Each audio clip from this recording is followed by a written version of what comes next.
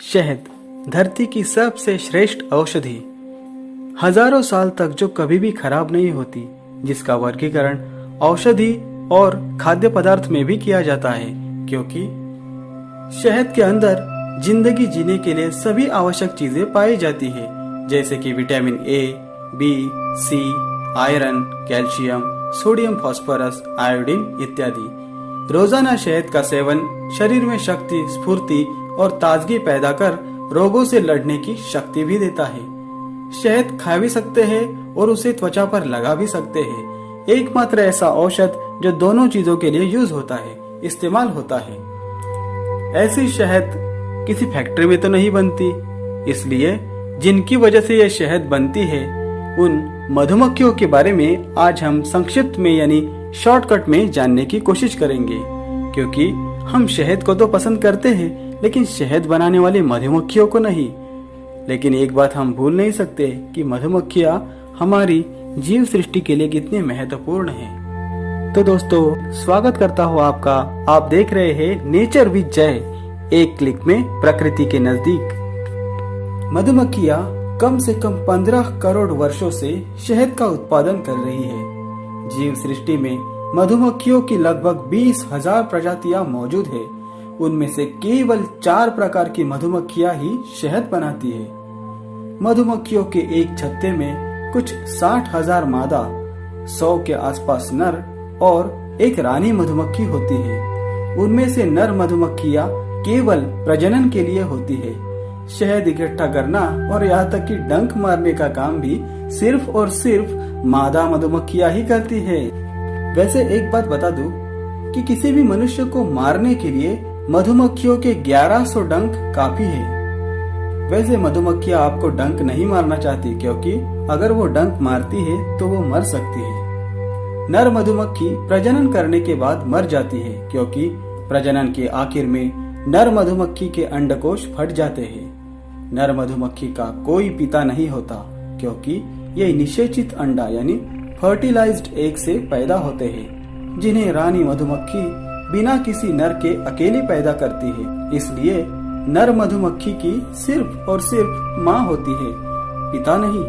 रानी मधुमक्खी पैदा नहीं होती, बल्कि बनाई जाती है। रानी मधुमक्खी यानी क्वीन बी एक खास तरह का केमिकल यानी फेरोमोन्स निकालती रहती है। जब वह मर जाती है तो इस केमिकल की सुगंध आनी बंद हो जाती है, जिससे बाकी मधुमक्खियों को पता चल जाता है कि या तो रानी मधुमक्खी मर गई है या फिर छत्ता छोड़कर चली गई है। रानी मधुमक्खी के मरने पर पूरे छत्ते का विनाश हो सकता है, क्योंकि यदि ये मर गई तो नए अंडे कौन पैदा करेगा और नई मधुमक्खियां कैसे पैदा होगी। इसके मरने के बाद काम करने वाली मधुमक्खियों को 3 से 4 दिनों में कोशिकाओं का निर्माण करके नई रानी मधुमक्खी तैयार करनी पड़ती है। इसके लिए काम करने वाली मधुमक्खियां यानी वो मधुमक्खियां जो फूलों से रस लाने और शहद बनाने का काम करती है, मौजूदा क्वीन अंडे को फर्टिलाइज करके मोम की 20 कोशिकाएं तैयार करती है।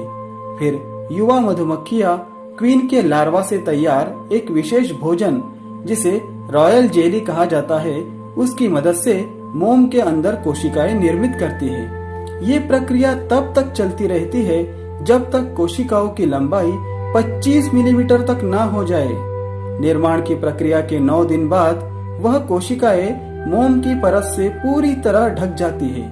आगे चलकर इसी से रानी मधुमक्खी तैयार होती है। रानी मधुमक्खी की उम्र 5 साल तक की हो सकती है।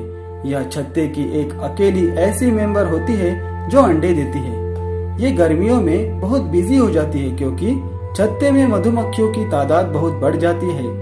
ये जिंदगी में एक ही बार प्रजनन करती है और अपने अंदर इतने शुक्राणु, इतने स्पर्म इकट्ठा कर लेती है कि उसी से पूरी जिंदगी अंडे देती रहती है ना चौंकाने वाली बात। उससे भी चौंकाने वाली बात यह है कि रानी मधुमक्खी पूरे दिन में लगभग 2000 अंडे दे सकती है, मतलब 45 सेकंड में एक अंडा। एक छत्ते में 2 रानी मधुमक्खियां नहीं रह सकती। यदि वह रहेंगी भी तो एक दूसरे से दोस्ती करने की बजाय वो एक दूसरे पर हमला करना ज्यादा पसंद करती है, और ये हमला तब तक जारी रहता है जब तक एक की मौत न हो जाए। मधुमक्खियों के छत्ते का तापमान 33 डिग्री सेल्सियस तक कायम रहता है। जब तापमान गिरने लगता है, यानी कि सर्दियों के मौसम में, तब छत्ते की सारी मधुमक्खियां एक दूसरे के नजदीक आती है ताकि तापमान बना रहे। और जब तापमान बढ़ जाता है, यानी गर्मियों के दिनों में, तब मधुमक्खियां अपने पंखे से छत्ते को हवा देती है। यानी मधुमक्खियां अपने पूरे जीवन काल में दिन रात व्यस्त रहती है। शायद अपने कम जीवन काल की वजह से ही मधुमक्खियां कभी सोती नहीं है। मधुमक्खियां बहुत साफ होती है, उन्हें हाइजीन बहुत पसंद है। वे चाहती है कि उनका छत्ता जो उन्होंने खुद बनाया वो बेदाग साफ हो। अगर कोई चीज उनके छत्ते को गंदा करती है तो वे तुरंत उस अपराधी को बाहर निकाल फेंकते हैं। छत्ते में एकमात्र मधुमक्खी जो छत्ते के अंदर बाथरूम का उपयोग करती है वो रानी मधुमक्खी है। वह छत्ता कभी नहीं छोड़ती है, इसलिए उसके वफादार कार्यकर्ता यानी बाकी की मधुमक्खियां उसकी गंदगी को साफ करते हैं। मधुमक्खियां ये भी सुनिश्चित करेंगी कि जब उनका समय आएगा तो वे छत्ते के बाहर ही मर जाएगी। क्या डेडिकेशन है। मधुमक्खियां एक डांस मूव करती है जिसे वैगल डांस कहा जाता है। यह वास्तव में कोई डांस नहीं है, बल्कि आपस में संवाद करने का एक चतुर तरीका है, ताकि वे अपने सहपाठियों को बता सके कि भोजन का सर्वोत्तम स्रोत खोजने के लिए कहाँ जाना है। ससेक्स यूनिवर्सिटी के शोधकर्ताओं को वैगल डांस को डीकोड करने में 2 साल लगे। जीव सृष्टि में मधुमक्खियों की भाषा सबसे कठिन भाषा मानी जाती है। 1973 में कार्ल फ्रिश ने उस भाषा द वैगल डांस को समझा, जिसके लिए उन्हें नोबेल पुरस्कार मिला। मधुमक्खी 24 किलोमीटर प्रति घंटा की रफ्तार से उड़ती है, जो 1 सेकंड में 200 बार पंख फड़फड़ाती है, यानी 1 मिनट में 12,000 बार।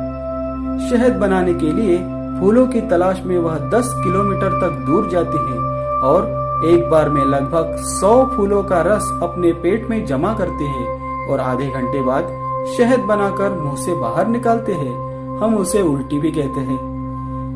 1 किलो शहद बनाने के लिए 40 लाख फूलों का रस जमा करना पड़ता है, जिसके लिए मधुमक्खियां 90,000 मील जितना लंबा सफर तय करती है, जो कि पृथ्वी के 3 चक्कर जितना है। और पृथ्वी का 1 चक्कर लगाने के लिए एक मधुमक्खी को सिर्फ और सिर्फ 28 ग्राम शहद का ही सेवन करना पड़ता है।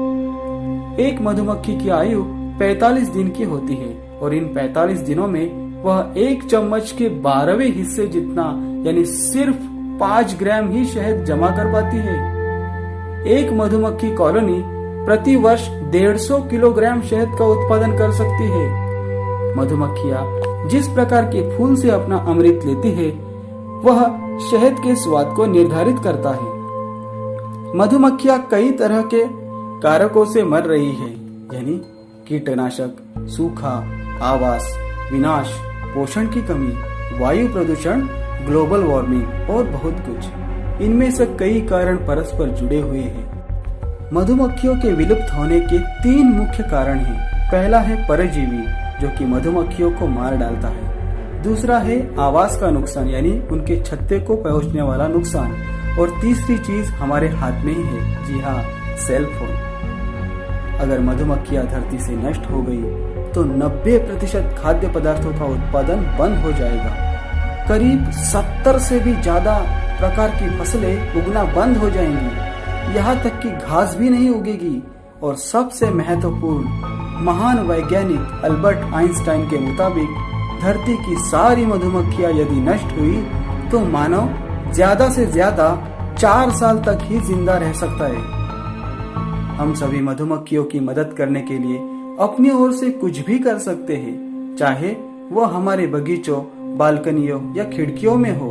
आप अपने मित्रों और परिवार से भी बात कर सकते हैं कि मधुमक्खियां कितनी शांत होती है। वास्तव में मधुमक्खियां आप पर तभी हमला करती है जब आप उनके छत्ते को नुकसान पहुंचाने जाओगे। इसलिए उनके जंगली स्थानों को मधुमक्खी के अनुकूल बनाने में उनकी हम मदद कर सकते हैं। अपने बगीचे में कई प्रकार के फूल लगाएं ताकि मधुमक्खियों को मार्च से अक्टूबर तक अमृत मिल सके। मधुमक्खियां पारंपरिक कॉटेज गार्डन फूल और देसी वाइल्ड फ्लावर जैसे प्रिमरोज, बडलिया और मैरीगोल्ड्स को पसंद करती हैं। तो दोस्तों, कैसी लगी आपको आज की ये वीडियो? अगर आपको पसंद आई हो तो उसे लाइक, सब्सक्राइब और शेयर करना ना भूलें। और हाँ, इस वीडियो से संबंधित कुछ भी सवाल या सुझाव आप कमेंट बॉक्स में मेंशन जरूर कर सकते हैं। नई वीडियोस के अलर्ट पाने के लिए सब्सक्राइब करना ना भूलें। जाते जाते आप सबसे एक सवाल, वो कौन सा प्रदेश है जहाँ एक भी मधुमक्खी पाई नहीं जाती? आपका जवाब कमेंट बॉक्स में मेंशन जरूर कीजिए। मुझे इंतजार रहेगा आपके जवाब का। बहुत जल्द मिलेंगे प्रकृति की ऐसी ही कुछ अद्भुत चीजों की जानकारी के साथ में। तब तक के लिए ख्याल रखें अपना और अपनों का भी। धन्यवाद।